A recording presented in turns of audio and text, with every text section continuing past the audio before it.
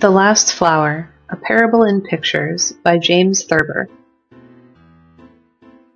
World War XII, as everyone knows, brought about the collapse of civilization. Towns, cities, and villages disappeared from the earth. All the groves and forests were destroyed,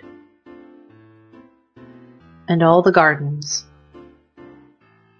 and all the works of art. Men, women, and children became lower than the lower animals. Discouraged and disillusioned, dogs deserted their fallen masters. Emboldened by the pitiful condition of the former lords of the earth, rabbits descended upon them. Books, paintings, and music disappeared from the earth, and human beings sat around, doing nothing. Years and years went by.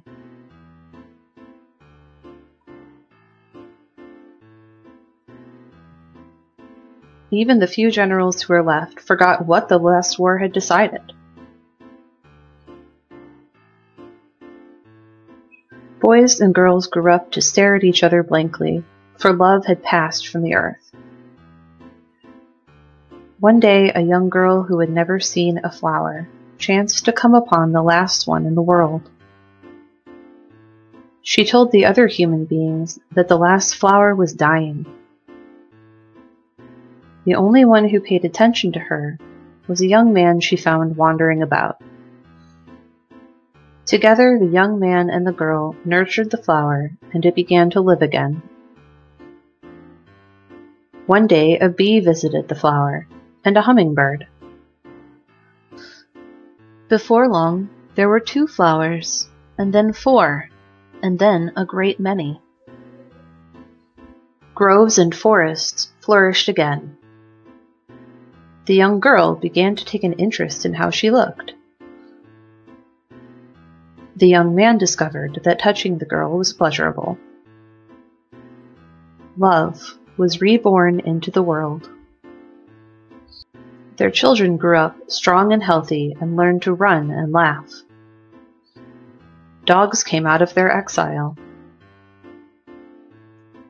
The young man discovered, by putting one stone upon another, how to build a shelter. Pretty soon everybody was building shelters. Towns, cities, and villages sprang up. Song came back into the world, and troubadours and jugglers, and tailors and cobblers, and painters and poets, and sculptors and wheelwrights, and soldiers.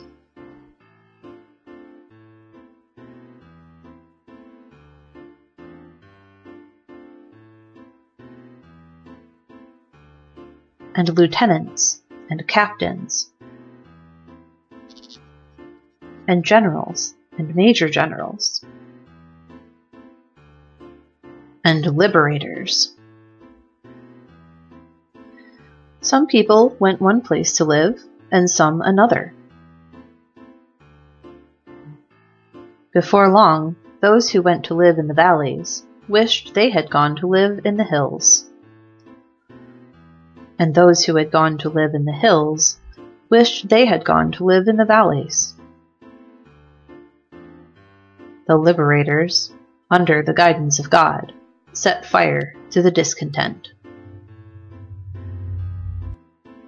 So presently, the world was at war again.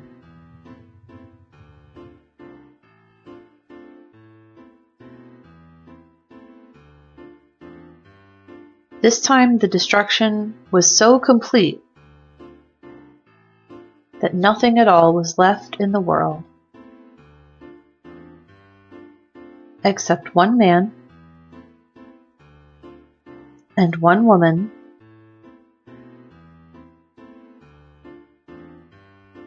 and one flower.